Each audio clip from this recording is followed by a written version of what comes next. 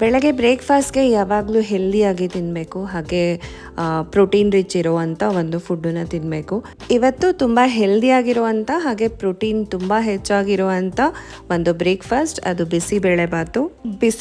ಬಿಸಿಬೇಳೆ ಬಾತನ್ನ ಮಾಡೋದು ಹೇಗೆ ಅಂತ ಹೇಳಿದ್ರೆ, ಮೊದಲಿಗೆ ಒಂದು ಕುಕ್ಕರಲ್ಲಿ ಅರ್ಧ ಬೌಲಷ್ಟು ತೊಗರಿಬೇಳೆನ ಹಾಕ್ಕೋತಾ ಇದ್ದೀನಿ, ಹಾಗೆ ಅರ್ಧ ಬೌಲು ಹೆಸರುಬೇಳೆನ ಕೂಡ ಹಾಕ್ಕೋತಾ ಇದ್ದೀನಿ. ತೊಗರಿಬೇಳೆ ಹಾಗೆ ಹೆಸರುಬೇಳೆ ಸೇಮ್ ಕ್ವಾಂಟಿಟಿಯಲ್ಲೇ ಹಾಕ್ಕೋತಾ ಇರೋದು. ಈಗ 1 ಕಪ್ಪಷ್ಟು ಅಕ್ಕಿನ ಹಾಕ್ಕೊಳ್ಳೋಣ. ಅಕ್ಕಿ ನಾನು ತೊಗೊಂಡಿರೋದು ಸೋನಾ ಮಸೂರಿ ಅಕ್ಕಿ, ನೀವು ಬೇಕಾದರೆ ಬಾಸುಮತಿ ರೈಸ್ನ ಕೂಡ ತೊಗೋಬೋದು. ಈಗ ಇದನ್ನು ಚೆನ್ನಾಗಿ ತೊಳ್ಕೊಂಡಾದಮೇಲೆ ತರಕಾರಿಗಳನ್ನ ಹಾಕ್ಕೋತಾ ಇದ್ದೀನಿ. ನಾನು ತರಕಾರಿ ತೊಗೊಂಡಿರೋದು ಬೀನ್ಸು, ಕ್ಯಾರೆಟು, ಹಾಗೆ ಕಾಲಿಫ್ಲವರು, ಮತ್ತು ಸ್ವಲ್ಪ ಒಂದು 50ರಿಂದ 100 ಗ್ರಾಮಷ್ಟು ಬಟಾಣಿನ ತೊಗೊಂಡಿದ್ದೀನಿ. ಇನ್ನು ಹಸಿ ಬಟಾಣಿ ಸಿಗ್ತಿರೋದ್ರಿಂದ ನಾನು ಹಸಿ ಬಟಾಣಿನ ಯೂಸ್ ಮಾಡ್ತಾ ಇದ್ದೀನಿ. ನಿಮಗೆ ಸಿಕ್ಕಿಲ್ಲ ಹಸಿ ಬಟಾಣಿ ಅಂತ ಹೇಳಿದ್ರೆ ಒಣಗಿರೋ ಬಟಾಣಿನ ಹಿಂದಿನ ರಾತ್ರಿ ನೆನೆಸ್ಕೊಂಡು ಅದನ್ನು ಕೂಡ ಯೂಸ್ ಮಾಡಬಹುದು.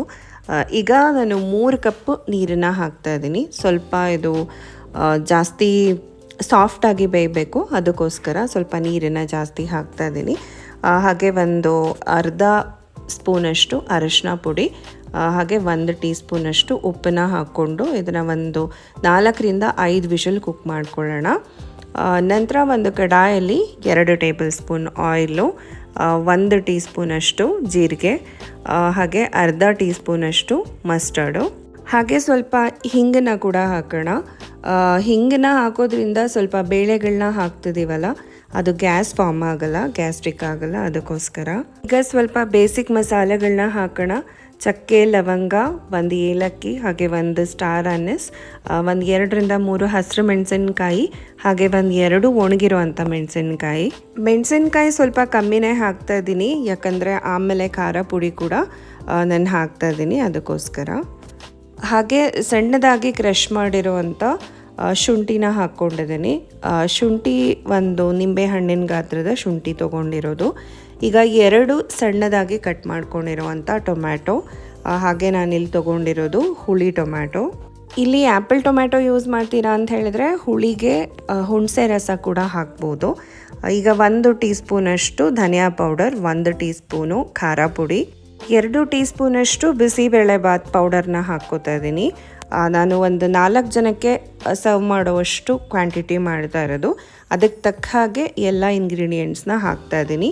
ನೀವು ಹೆಚ್ಚು ಕಮ್ಮಿ ಹೆಚ್ಚಾಗಿ ಮಾಡ್ತಾ ಇದ್ದೀರಾ ಕ್ವಾಂಟಿಟಿ ಅಂತ ಹೇಳಿದರೆ ಅದಕ್ಕೆ ತಕ್ಕ ಹಾಗೆ ನೀವು ಇಂಗ್ರೀಡಿಯೆಂಟ್ಸ್ನ ಹಾಕ್ಕೋಬೋದು. ಈಗ ಸ್ವಲ್ಪ ನೀರನ್ನು ಹಾಕಿ ಈ ಮಸಾಲೆಗಳನ್ನ ಎಲ್ಲ ಮಿಕ್ಸ್ ಮಾಡೋಣ. ನಂತರ ರುಚಿಗೆ ತಕ್ಕಷ್ಟು ಉಪ್ಪು, ರೈಸು ಹಾಗೆ ಬೇಳೆನ ಬೇಯಿಸೋವಾಗ ಅದಕ್ಕೆ ಕೂಡ 1 ಸ್ಪೂನ್ ಉಪ್ಪನ್ನ ಹಾಕ್ಕೊಂಡಿರ್ತೀವಿ, ಸೊ ನೋಡಿಕೊಂಡು ಉಪ್ಪನ್ನು ಹಾಕ್ಕೋಬೇಕು. ಈಗ ಬೇಯಿಸ್ಕೊಂಡಿರುವಂಥ ಬೇಳೆ ಮತ್ತು ತರಕಾರಿಗಳನ್ನ ಇವಾಗ ಹಾಕ್ಕೊಳ್ಳೋಣ.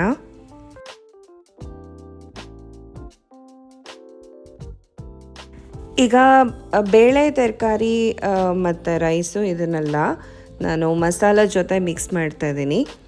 ಇಲ್ಲಿ ಸ್ವಲ್ಪ ಇದು ಗಟ್ಟಿಯಾಗಿದೆ ಅಂತ ಅನ್ನಿಸ್ತಾ ಇದೆ. ನಾನು ಒಂದು ಅರ್ಧ ಲೋಟದಷ್ಟು ನೀರನ್ನು ಹಾಕ್ಕೋತಾ ಇದ್ದೀನಿ. ನಮಗೆ ಸ್ವಲ್ಪ ತೆಳುವಾಗಿ ತಿನ್ನೋಕ್ಕೆ ಇಷ್ಟ ಆಗುತ್ತೆ, ಅದಕ್ಕೋಸ್ಕರ. ಗಟ್ಟಿ ಬೇಕು ಅಂತ ಹೇಳಿದ್ರೆ ಸ್ವಲ್ಪ ಗಟ್ಟಿಯಾಗೆ ನೀವು ಇಟ್ಕೋಬಹುದು. ಈಗ 1 ಟೇಬಲ್ ಸ್ಪೂನಷ್ಟು ತುಪ್ಪನ ಹಾಕ್ಕೋತಾ ಇದ್ದೀನಿ, ಮನೆಯಲ್ಲಿ ಮಾಡಿರೋವಂಥ ತುಪ್ಪ ಹಾಕ್ಕೊಂಡ್ರೆ ಟೇಸ್ಟ್ ತುಂಬಾ ಚೆನ್ನಾಗಿರುತ್ತೆ. ಸೊ ನಾನು ತುಪ್ಪ ಪ್ರಿಫರ್ ಮಾಡ್ತೀನಿ, ಅಥವಾ ನೀವು ತಿನ್ನೋವಾಗ ಕೂಡ ಹಾಕ್ಕೋಬಹುದು. ಕೊನೆಯಲ್ಲಿ ಸ್ವಲ್ಪ ಕೊತ್ತಂಬರಿ ಸೊಪ್ಪನ್ನು ಹಾಕಿದ್ರೆ ಬಿಸಿಯಾಗಿರುವಂಥ ಬಿಸಿಬೇಳೆಬಾತ್ ರೆಡಿ ಆಗುತ್ತೆ. ಇದನ್ನು ನೀವು ಬೂದಿ ಖಾರ ಜೊತೆ ಕೂಡ ತಿನ್ನಬಹುದು. ಈ ರೆಸಿಪಿ ನಿಮಗೆ ಇಷ್ಟ ಆಗಿದ್ರೆ ವಿಡಿಯೋನ ಲೈಕ್ ಮಾಡಿ, ಶೇರ್ ಮಾಡಿ, ಕಮೆಂಟ್ ಮಾಡಿ, ಸಬ್ಸ್ಕ್ರೈಬ್ ಟು ಮೈ ಚಾನಲ್.